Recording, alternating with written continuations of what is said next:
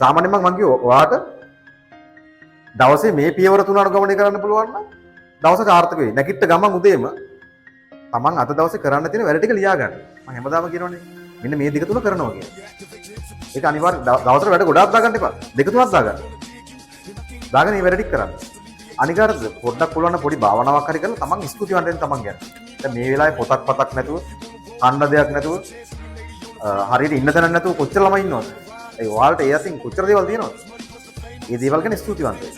වැඩ ටික ලියාගත්ත ඒ දේවල් ගැන ස්තුතිවන්ත වුණා. පුළුවන් නම් පොඩි එක්සර්සයිස් එකකුත් කරන්න ඕනේ. ඒතර ඇඟට අර නිකක් තියෙනවා නිකන් ඩල් ගතිය යනවා. ඔන්න ඔය දේවල් දෙක තුන කරලා පාඩම් කරන්න පටන් ගන්න. විතරම කරන්න පුළුවන්. මතකයි? මුලින්ම තමන් නැගිට්ටකම තමන් කරන්නේ මොනවද කියලා ලියා ගන්න. හරිද? දැන් සමන්ට තියෙන දේ ගැන තමන් ස්තුතිවන්ත. මේ තත්ත්වයේ ඉන්නවා කියලා. පාඩම් කරන්න පුළුවන් මට්ටමක වයි ඉන්නවා. ඊට පස්සේ පොඩි එක්සර්සයිසස් පාරක් මොනවාරි කරනවා නම් කරලා ඒතකොට ඇඟේ තියෙන ඩල් ගතිය යනවා. කරලා වැඩේට පුරුදු වෙන්න. ලොකු කාලයක් නෑනේ.